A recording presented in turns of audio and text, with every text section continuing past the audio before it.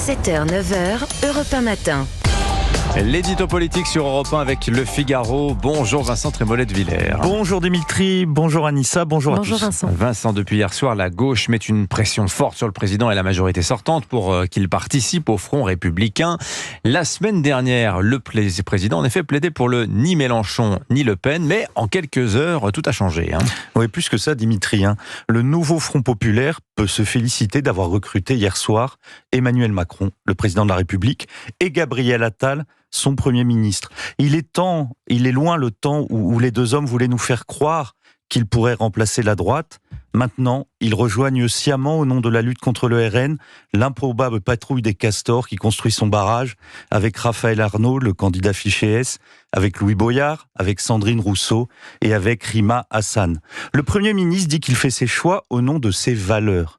Mais comment parvient-il à les conjuguer, ces valeurs, avec Olivier Faure, qui dit que de Philippe Poutou à Raphaël Glucksmann, il assume tout?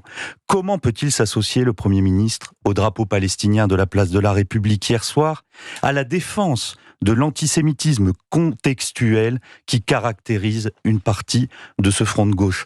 Comment peut-il s'associer, Gabriel Attal, l'ancien ministre de l'Éducation qui a interdit l'abaya et restauré un peu de cohérence à l'école, avec un mouvement qui défend l'abaya et dont le programme achèverait de détruire l'école?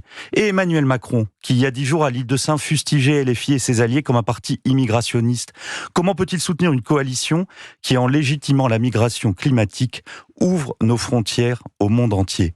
On a appris hier soir que Madame Branland, candidate de la majorité dans la Somme, avait décidé de se désister pour soutenir François Ruffin face au RN. Emmanuel Macron, le président des patrons, qui vient au secours de François Ruffin, l'auteur de Merci Patron, film pamphlet contre Bernard Arnault. Alors ça, on l'avait pas vu venir. Mais c'est un choix tactique assumé, Vincent, puisque le nouveau Front populaire peut pas avoir la majorité absolue, autant l'utiliser pour empêcher le RN de l'avoir. Mais Dimitri, vous mesurez le degré d'inconscience et de cynisme dans cette stratégie? D'inconscience, parce que dire que le NFP ne peut pas gagner, c'est lui rendre le plus grand des services. Après la dissolution de 1997, la droite disait aussi que la gauche ne pouvait pas gagner, et elle a gagné. Quel cynisme ensuite. Cela revient à jouer avec Jean-Luc Mélenchon aujourd'hui, comme le président l'a fait hier avec Marine Le Pen. Je vous rappelle qu'Emmanuel Macron ne voulait personne entre lui et la patronne du RN, et qu'il n'y voyait aucun risque, puisque de toute façon elle ne pouvait pas gagner, et on voit le résultat. Cette stratégie, enfin, aura à moyen terme l'effet inverse de ce que recherchent Emmanuel Macron et Gabriel Attal. Empêcher aujourd'hui Jordan Bardella d'aller à Matignon, c'est mieux permettre demain l'entrée de Marine Le Pen à l'Élysée. C'est au fond lui faire le plus beau des cadeaux. Avec 250 députés, elle aura la victoire sans la charge du pouvoir, le prestige de la majorité et les plaisirs de l'opposition.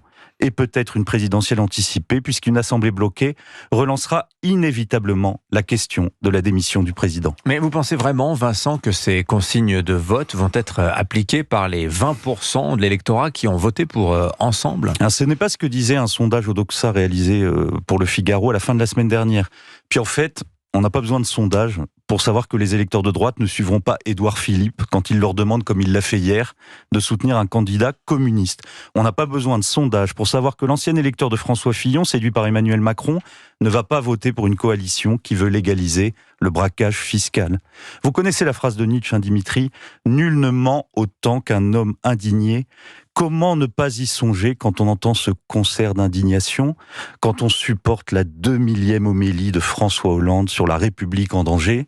On avait trouvé des ressemblances entre Emmanuel Macron et François Hollande, mais on n'imaginait pas que le président irait jusqu'à composer un rassemblement avec Jean-Luc Mélenchon, comme si, entre le macronisme et le mélenchonisme, il existait une différence de degré, mais pas de nature. Signature Europe 1, l'édito politique Vincent Trémollet de Villers. Merci beaucoup Vincent. Et je signale la une du Figaro ce matin, la bataille qui s'engage entre Jordan Bardella et Jean-Luc Mélenchon. À demain Vincent, merci.